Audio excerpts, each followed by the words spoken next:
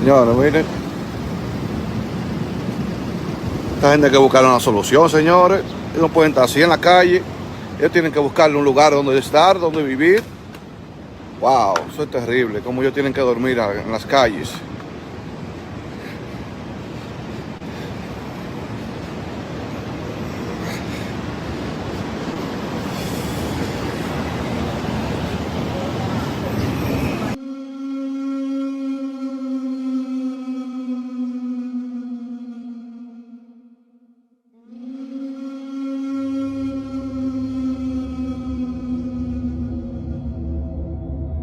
Hey, welcome back. It's your man Wise, back at it again with some hard-hitting truth. Today, we're talking about something that's becoming more and more obvious by the day. Democrat-led cities are some of the worst run in the country.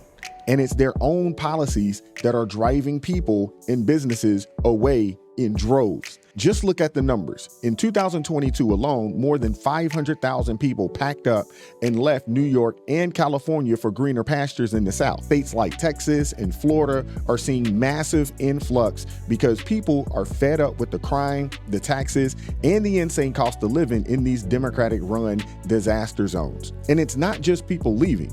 Businesses are fleeing as well. California lost 352 companies in just a single year, with big names like Tesla, Oracle, Hewlett-Packard leading the way. These companies aren't just moving for better weather. They're moving to escape the crippling regulations, high taxes, and anti-business climate that have made these blue states uninvestable. Kevin OLeary, the Shark Tank star, is calling out this insanity on CNN. He's not holding back when saying these Democratic policies have made cities like San Francisco, Chicago, and New York uninvestable. When a guy like OLeary, who knows a thing or two about making money, starts talking like that, you know it's time to take notice. These cities are driving away their lifeblood, people and businesses, and what's left behind is skyrocketing crime, overwhelmed resources, and shrinking tax bases. It's ridiculous. And here's the one thing that nobody saw coming, and this is the competition of states. I don't put companies here in New York anymore, or in Massachusetts, or in New Jersey, or in California. Those states are uninvestable. The policy here is insane. The taxes are too high. We put them in Fargo, North Dakota, because 40% of the people work elsewhere, including Boston. So I was, a bit of a debate with Elizabeth Warren about this, but I say, look, Senator, we've got to move the companies out of your state because you're not investable anymore. You're punishing people if they're successful. You overtax them. You hit them with a super tax.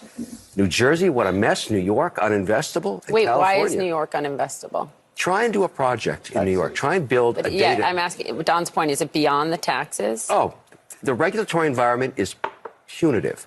I had a project in upstate New York behind the grid in Niagara Falls for electricity, a global data center we were building.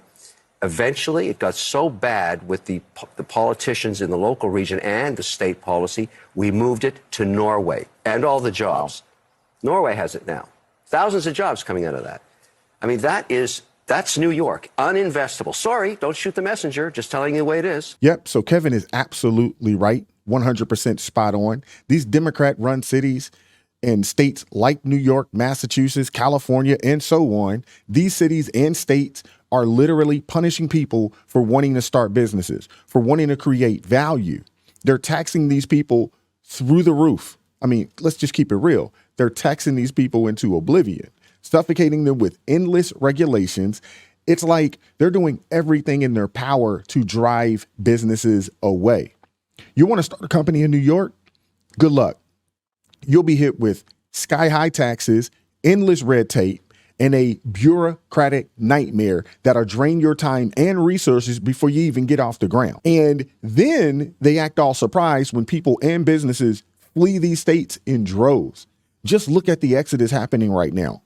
People are leaving New York and California by the hundreds of thousands every year, headed to states like Florida and Texas, where they can actually breathe and grow. It's no wonder OLeary is moving operations to places like North Dakota and even Norway. When you punish success and make it impossible to thrive, you're left with hollowed out economies and a shrinking workforce. These cities are digging their own graves, and they have no one to blame but themselves. We Uninvestable. some pushback from our elected officials in New York I on was that. just going to say Kathy Hochul. Yeah, but I'll when debate them any time of the day you want.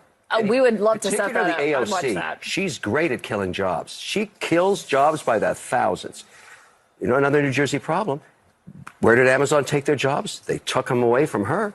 She threatened to sue them if they created jobs. I mean, this is a reality. There's a reality that the business... There's a little more to it, but let's not relitigate that. Well, you know, sorry, I'm just telling the truth. He's absolutely telling the truth. I mean, these CNN propagandists are grasping at straws here.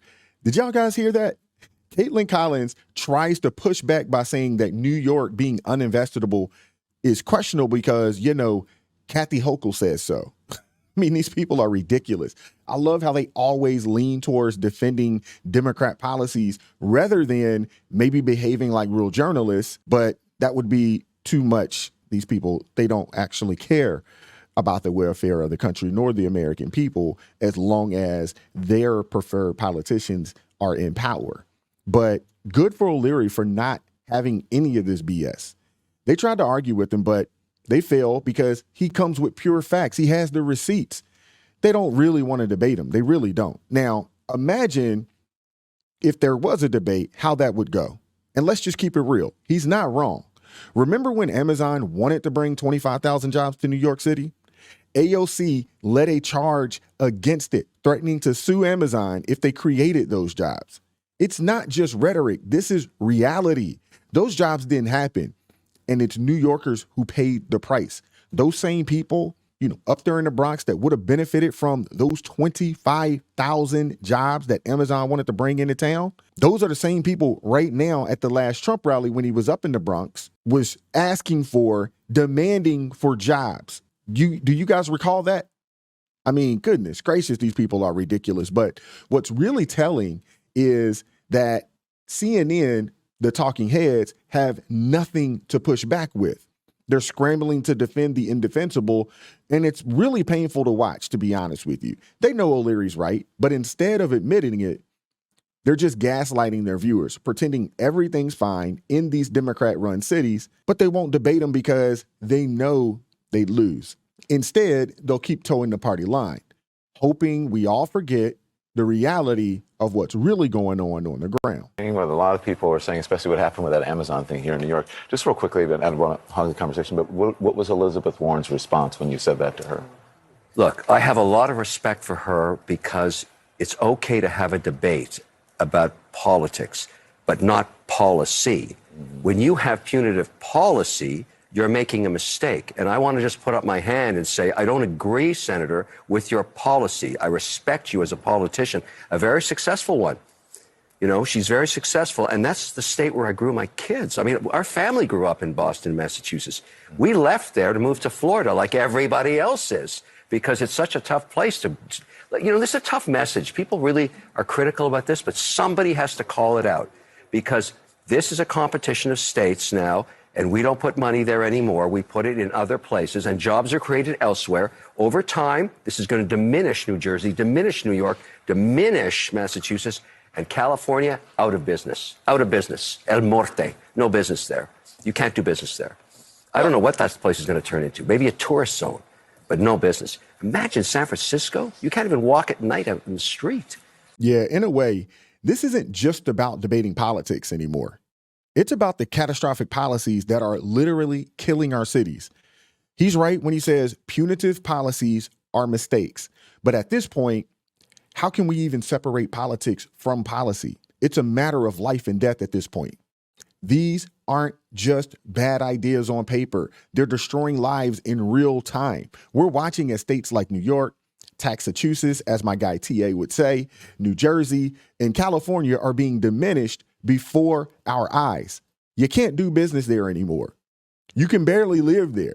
And seriously, can we respect anyone whose politics lead to these types of destructive policies?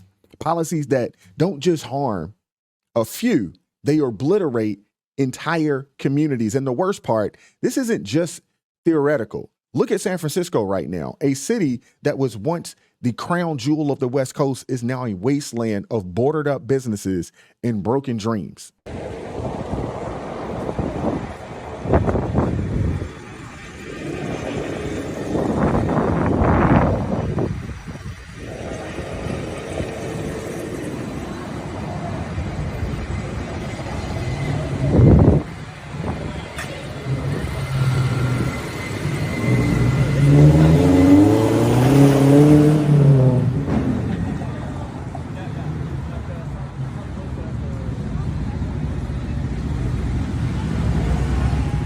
Good evening.